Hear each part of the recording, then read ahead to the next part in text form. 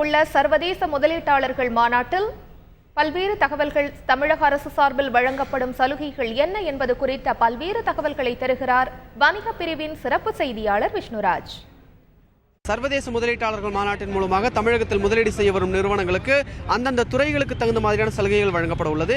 எல்லா நிறுவனங்களுக்குமே பார்த்தோம் அப்படின்னா பொதுவான சலுகைகள் அப்படின்னா சிங்கிள் விண்டோ கிளியரன்ஸ், அதாவது ஒரு நிறுவனம் தொடங்குறாங்க அப்படின்னா அதற்கு தேவையான அனுமதிகளை வழங்குவதை ஒற்றை சாளர முறையில் வழங்குவது.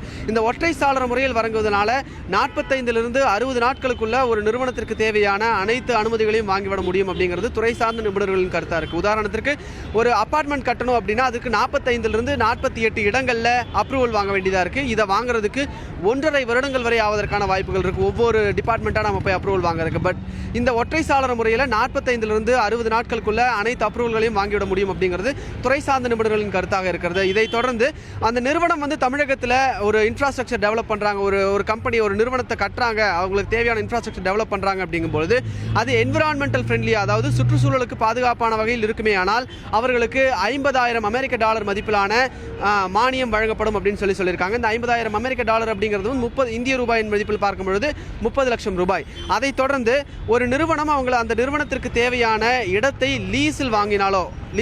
லீஸாக எடுத்தாலோ அல்லது அந்த இடத்தை விலை கொடுத்து வாங்கினாலோ அதற்கு செலுத்த வேண்டிய ஸ்டாம்ப் டியூட்டியில் 50% வரைக்கும் சலுகை வழங்கப்படும் அப்படின்னு சொல்லியிருக்கு. இந்த நிலையில் இந்த ப்ராஜெக்ட் ஒரு அல்ட்ரா மெகா மிகப்பெரிய திட்டமாக இருக்கும் எனில் ஸ்டாம்ப் டியூட்டி 100% அதற்கான விலக்கு வழங்கப்படும் அப்படின்னு சொல்லியிருக்காங்க. இதை தொடர்ந்து தேனி, திண்டுக்கல், சிவகங்கை, ராமநாதபுரம் மாதிரியான தென் மாவட்டங்களில் முதலீடுகளை கொண்டு வரக்கூடிய நிறுவனங்களுக்கு இந்த சலுகைகள் உட்பட ஸ்பெஷல் பேக்கேஜ் அப்படின்னு சொல்லி அதிலும் ஒரு சில சிறப்பு சலுகைகள் வழங்கப்படும் அப்படின்னு சொல்லியிருக்காங்க.